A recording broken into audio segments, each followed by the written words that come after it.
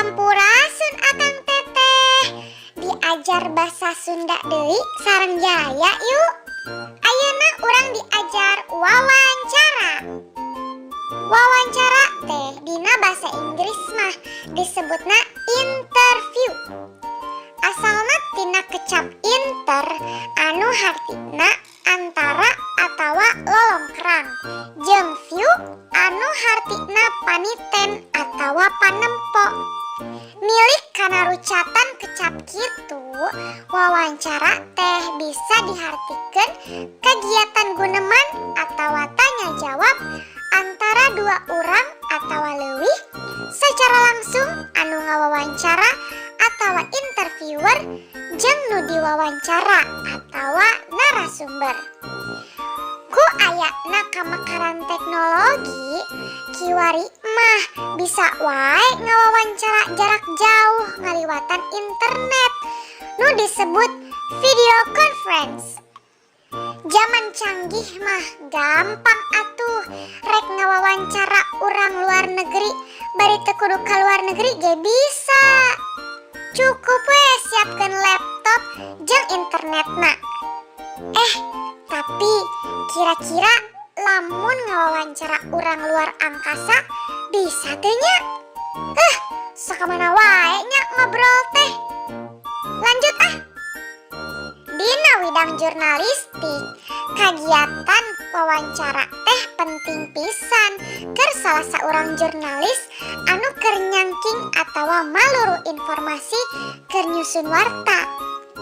Beda jeung wartawan anu ngahajak ngawawancara narasumber keur sumber bahan warta. Ari dina kagiatan jumpa pers atawa konferensi pers mah biasana wawancara teh lantaran kahayang narasumber. Anapun dina kagiatan panalungtikan, wawancara dilaksanakeun pikeun tujuan maluruh atawa neangan data keur panalungtikan. Upamana wae ieu salah saurang siswa boga pancen kudu nyieun laporan kagiatan studi wisata ka museum. Tangtu we keur nyangking informasi anu bener, siswa teh teu cukup ku nempoan koleksi anu dipajang di museum, tapi sok dibarengan ku wawancara pagawe museum pan. Sawatara ahli komunikasi netelakeun yen wawancara teh mibanda udagan pikeun nu kahiji, mastikeun bener henteuna kajadian atawa sok disebut oge aktualitas fakta. Anu kadua, nyangking pamadegan resmi ti narasumber. Anu katilu, ngaguar pamanggih ahli, jeung nu kaopat nyaeta konfirmasi pikeun babandingan data. Lantaran kitu, upama rek ngalaksanakeun kagiatan ngawawancara, aya sawatara hal nu perlu diestokeun, nyaeta nu kahiji, muguhkeun informasi naon nu rek dikumpulkeun. Nu kadua, tangtukeun narasumberna. Narasumber kudu luyu widangna jeung topik. Misalna, upama rek ngabahas ngeunaan atikan, bisa wae narasumberna teh guru, murid, atawa menteri pendidikan. Ulah ieu mah topikna ngeunaan atikan, narasumberna pangusaha. Kan moal nyambung oi. Nu katilu, nangtukeun iraha jeung di mana tempat ngawawancarana. Nu kaopat, nyusun angket wawancara nu ngawengku 5W hiji H. Nyaeta what, where, when, why, who, jeung how.